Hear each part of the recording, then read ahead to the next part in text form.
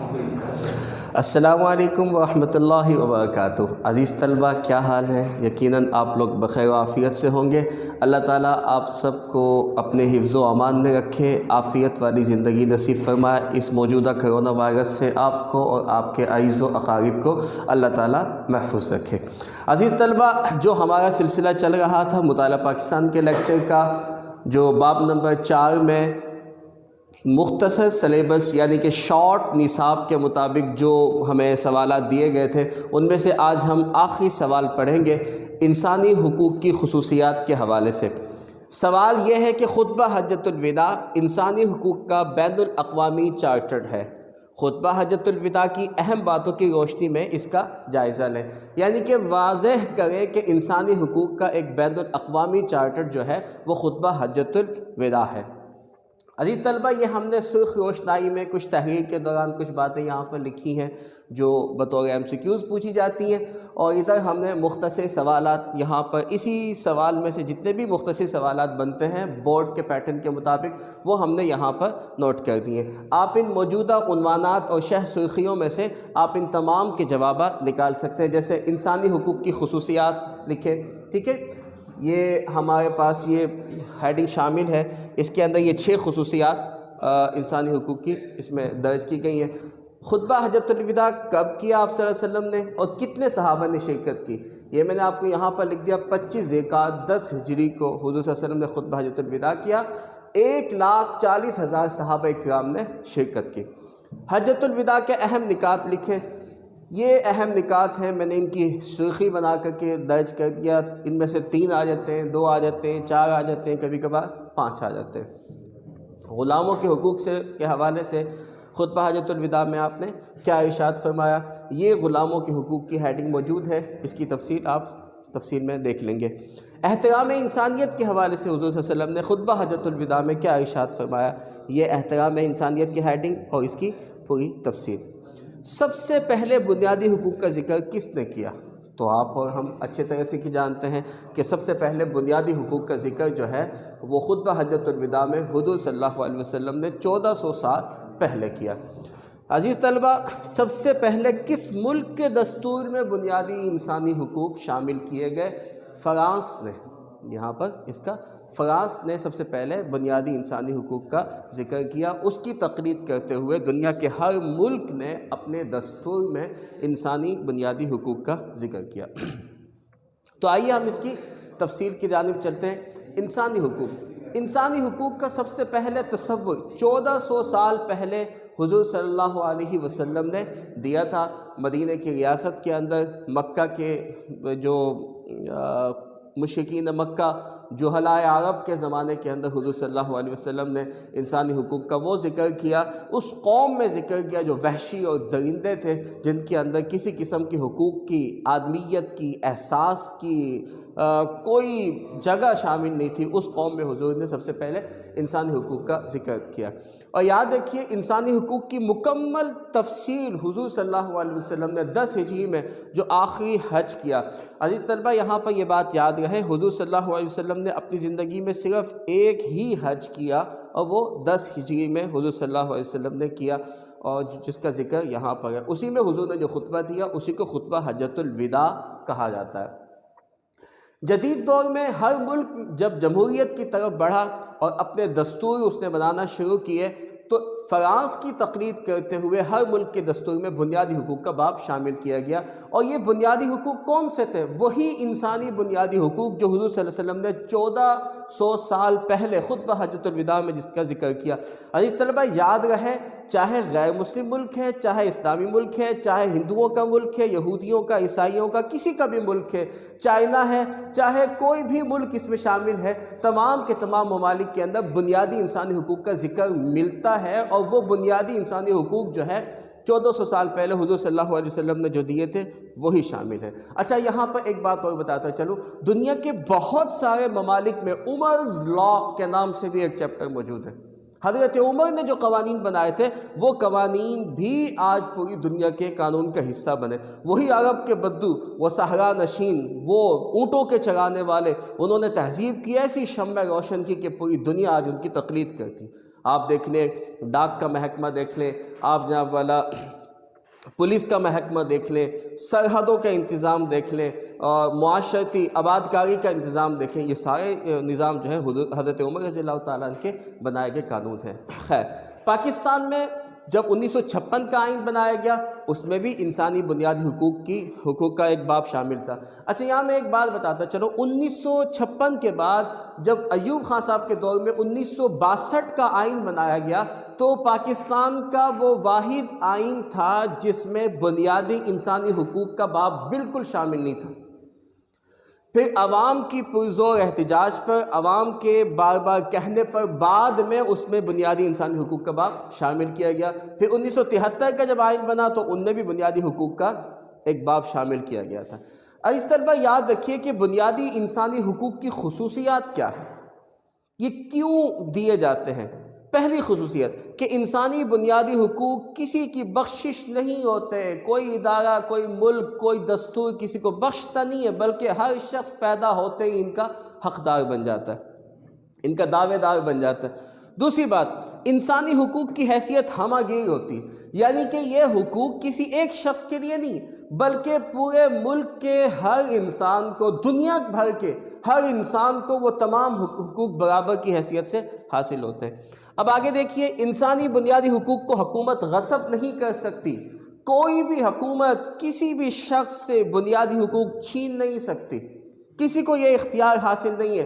ہم پیچھے یہ پڑھ چکے ہیں کہ 1973 کے آئین میں اس بات کو شامل کیا گیا تھا کہ کوئی بھی حکومت ایسا آئین نہیں بنائے گی، ایسی کوئی شق، کوئی پالیسی نہیں بنائے گی جس میں بنیادی حقوق کو غصب کیا جا سکتا ہو، بنیادی حقوق کو چھیننے کی کوئی نہ کوئی پالیسی شامل کی گئی ہو۔ بنیادی حقوق کا محافظ ملکی دستور ہوتا ہے، ملکی دستور ہی بنیادی حقوق عطا کرتا ہے اور ملکی دستور ہی بنیادی حقوق کی حفاظت بھی کرتا ہے، اور ہر حکومت کو مجبور کرتا ہے کہ تمام شہریوں کو بنیادی انسانی حقوق میسر ہونے چاہیے۔ اب آگے دیکھیے، انسانی بنیادی حقوق کو قانونی حقوق سے بڑھ کر حیثیت حاصل ہوتی، جو ہمیں قانونی طور پہ حقوق حاصل ہوتے ہیں ان سے بڑھ کر بنیادی انسانی حقوق کی حیثیت ہوتی ہے۔ عزیز طلبہ، یہاں پر اس کی چھٹی شق یہ دیکھیے کہ بنیادی حقوق کا تحفظ ملک کی عدالتیں کرتی ہیں۔ یہ بات بطور MCQs بھی پوچھ لی جاتی ہے کہ بنیادی انسانی حقوق کی حفاظت کون کرتا ہے؟ ملک کی عدالتیں، یعنی کہ سپریم کورٹ، ہائی کورٹ، دیگر عدالتیں بنیادی انسانی حقوق کی حفاظت کرتی ہیں۔ یہ تھی انسانی حقوق کی خصوصیات۔ اب آگے دیکھیے کہ خطبہ حجۃ الوداع اور انسانی حقوق۔ سب سے پہلے یہ دیکھیے کہ حضور صلی اللہ علیہ وسلم نے ہجرت کے 10ویں سال، یہ میں نے سرخ روشنائی میں لکھا ہے، یہ بطور MCQs پوچھا جاتا ہے، حج کا ارادہ فرمایا کہ عرب کے تمام قبائل کو پیغام پہنچا دیا کہ جیسے بھی ممکن ہو سکے اس حج میں شامل ہوں۔ تمام قبائل کی دعوت دی گئی تو تمام قبائل اس میں شامل ہوئے۔ تو حضور صلی اللہ علیہ وسلم نے 25 ذی القعدہ 10 ہجری کو حضور صلی اللہ علیہ وسلم نے سفر حج کا آغاز کیا، اور 1,40,000 صحابہ کرام، بعض لوگ کہتے ہیں 1,62,000، بعض لوگ کہتے ہیں 1,44,000، لیکن آپ کی کتاب میں یہ تعداد 1,40,000 ہے، تو آپ نے اسی کو ہی فوکس رکھنا ہے۔ کس مہینے میں حج کیا، ارادہ کیا؟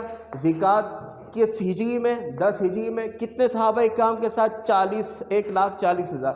تو یہ تینوں MCQs میں نے یہاں پر اکٹھے کر دی۔ پھر خطبہ حجۃ الوداع کہاں دیا گیا؟ یہ بھی MCQs ہے۔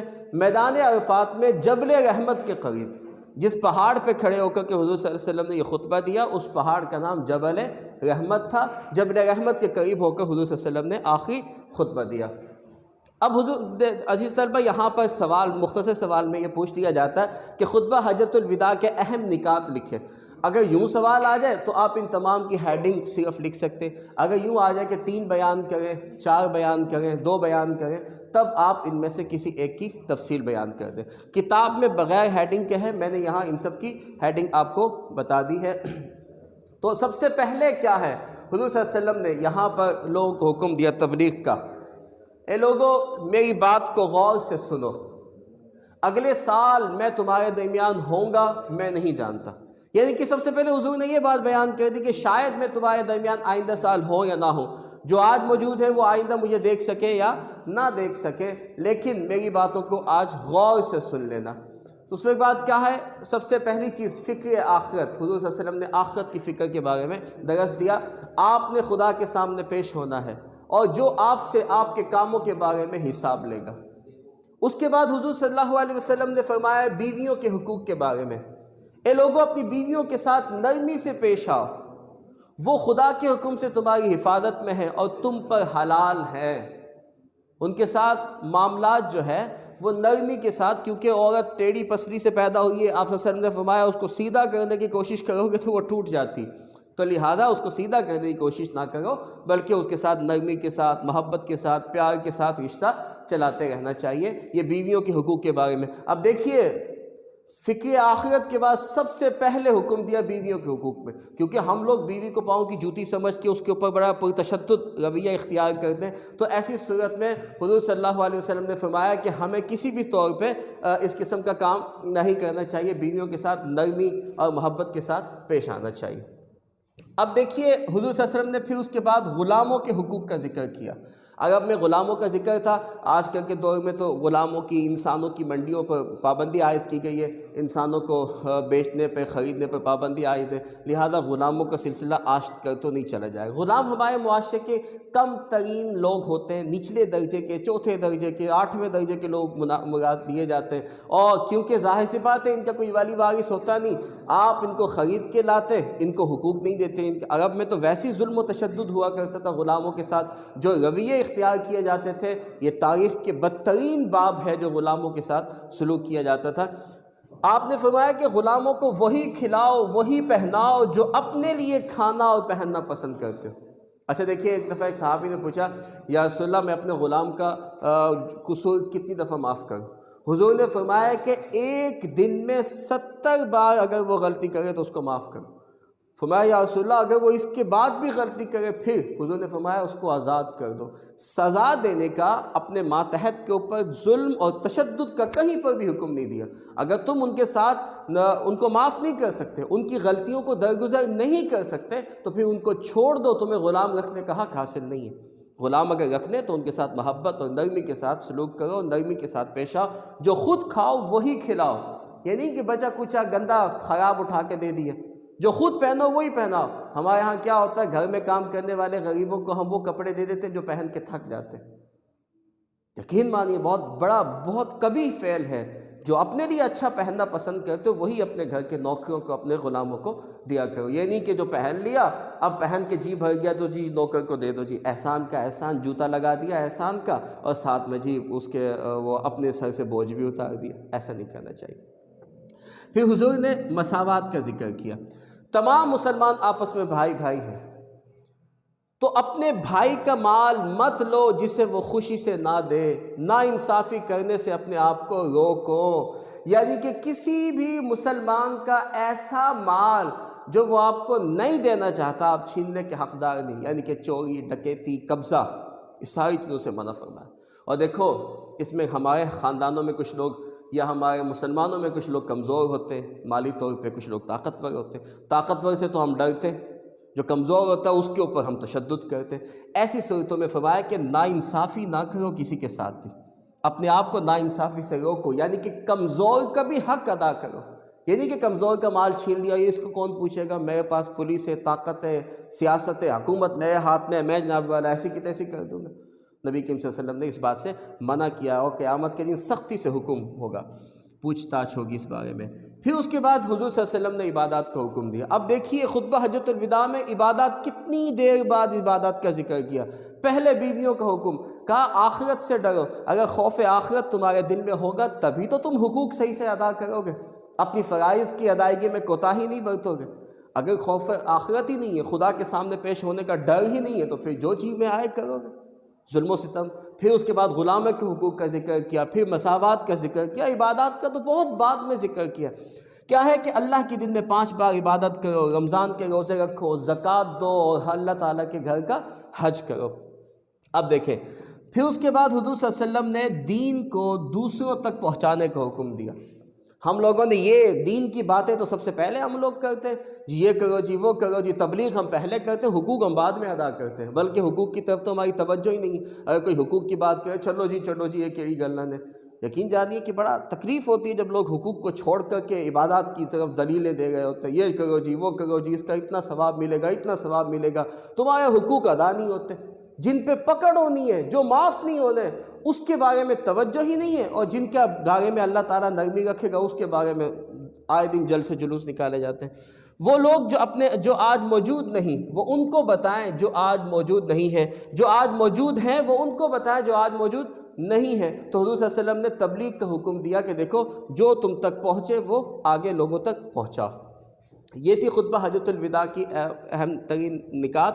اب اگر ہم دیکھا جائے تو خطبہ حجۃ الوداع میں اس کا خلاصے کے عنوان سے آخر میں 3 لائنیں بیان کی گئی ہیں۔ ان میں کیا کیا؟ سب سے پہلے توحید کا ذکر کیا کہ تمام کائنات اللہ تعالیٰ کی ہیں، اللہ تعالیٰ تمام کائنات کا مالک ہے۔ پھر مساوات کا ذکر کیا، تمام انسان برابر ہے، کسی کو کسی پر کوئی فوقیت حاصل نہیں ہے، نہ عربی کو عجمی پر، نہ عجمی کو عربی پر، نہ کالے کو گورے پر، نہ گورے کو کالے پر۔ فوقیت کا معیار کیا ہے؟ تقوی، نیکی، پرہیزگاری، ٹھیک ہے، یہی معیار ہے تقوی کا۔ پھر احترام انسانیت، میں نے یہاں مختصر سوال بھی دیا، ہر فرد کی زندگی، جائیداد اور عزت دوسرے کے لیے مقدس ہے۔ آپ کے اوپر لازمی نہیں ہے آپ کے اوپر کسی قسم کا حق حاصل نہیں ہے آپ کسی کی زندگی چھین لیں یا کسی کی جائیداد پر قبضہ کریں، ٹھیک ہے۔ کسی شخص کو یہ کسی کی عزت دری کرنا، عزت میں کمی پیشی کرنا، کسی کی عزت کو خراب کرنا، اس کا بھی کسی کو کوئی حق حاصل نہیں ہے، ٹھیک ہے۔ عورتوں کے حقوق کے بارے میں حضور نے ذکر کیا جس کی تفصیل ہم پہلے پڑھ چکے ہیں۔ غلاموں کے حقوق کا ذکر کیا، تقوی کی اہمیت بیان کی، ذات پات کا حضور صلی اللہ علیہ وسلم نے خاتمہ کیا۔ تو عزیز طلبہ، یہ باب نمبر 4 کا آخری سوال تھا جو آج ہم پڑھ چکے ہیں، خطبہ حجۃ الوداع اور انسانی حقوق کی اہم ترین خصوصیت۔ اسی کو اچھی طرح سے تیار کیجئے گا، اس کے مختصر سوالات کو نوٹ کیجئے گا، یہ جو MCQs دیے گئے ہیں ان کو تیار کیجئے گا۔ پھر ملتے ہیں۔ السلام علیکم ورحمۃ اللہ۔